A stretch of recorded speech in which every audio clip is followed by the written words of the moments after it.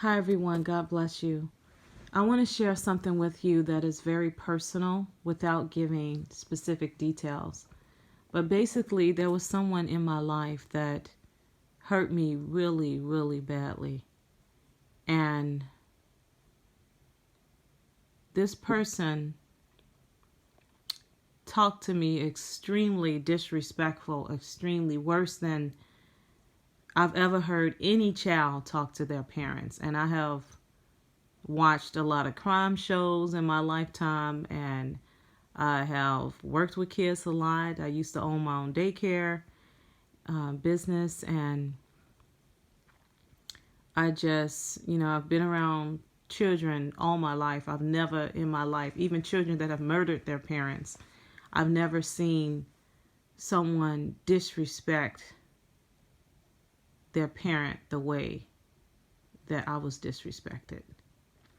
So anyway, this was very, very hurtful to me. And I began to have hatred for this person. I kept reliving what was said to me over and over again. And this is someone that I have always treated very wonderful their whole life. Always treated them wonderful. And I was just really hurt, and I was just really devastated by it. And I was building up a hatred and an unforgiveness for this person. And I knew that I needed to get rid of it. I'm in the ministry. I minister to other people. I'll put a video in the description box where someone else very close to me in the past, years ago, hurt me really, really badly. And Jesus Christ literally visited me face to face and told me to forgive. And I'm not going to go over the whole thing, but that's how bad my unforgiveness was towards that person. So when God has to visit you, you know that you have an issue. So in my mind, I was constantly just reliving over and over the way that this person spoke to me. It just kept playing over and over in my mind. And it was just every single day, I'm just like, I'm like fighting it. Like, no, I need to forgive them. I forgive them. I forgive them. I forgive them. And I'm just going through this daily, just a fight. Some people have their own struggles. They're fighting with masturbation. They're fighting with pornography. They're fighting with, other sins. And this was my struggle this, last couple of weeks. And so I know I need to forgive them, and I'm just constantly fighting it. And so once again, this scenario is playing out again in my head, and I'm just hearing the way they spoke to me over and over and over again. And it's just like, I'm getting angry again. I'm hurt. I cry I was crying. I'm not crying anymore, but I was crying every day. On the floor, in the floor, just bawling in a dark room, just hurting. It was horrible. It was really painful. And only someone really close to you can do that to you.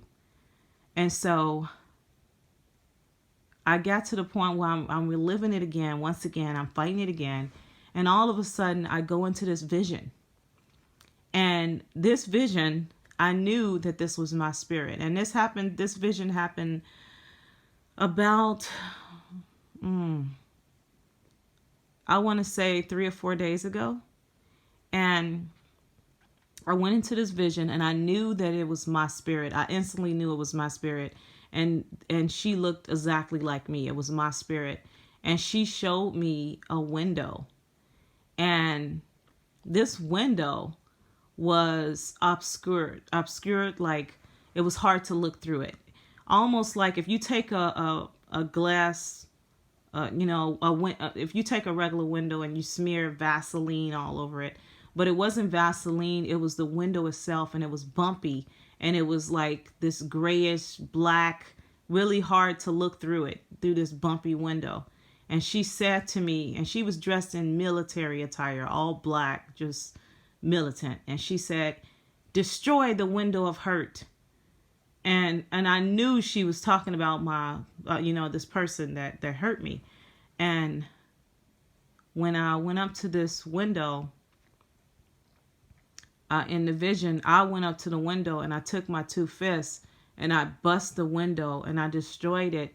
And I fell into the window and just put my head down because I felt like the hurt was leaving me. I felt like it was dissipating, I finally felt relief. And ever since that happened, I haven't been struggling with that anymore. I have forgiven this person and I have love in my heart for them. But let me say this, just because you forgive someone does not mean you let them back in your life and let them continue to disrespect you and, make your life miserable and run over you. It doesn't mean be a doormat, but I no longer have those thoughts that I used to have. And it wasn't until today I was in the kitchen and it hit me because I said to myself, why did she say window?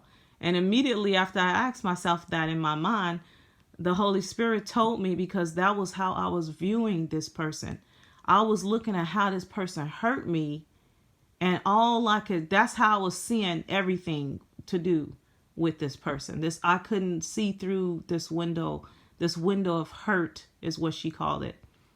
And I couldn't see clearly because all I could see was how they hurt me. And I'm sitting here thinking about that, and I said, that is such a powerful message to share with other people. And this is not the first time that I've shared something personal to help you all as well that may be going through this. Now, I'm a woman of God, and I give God the glory for that.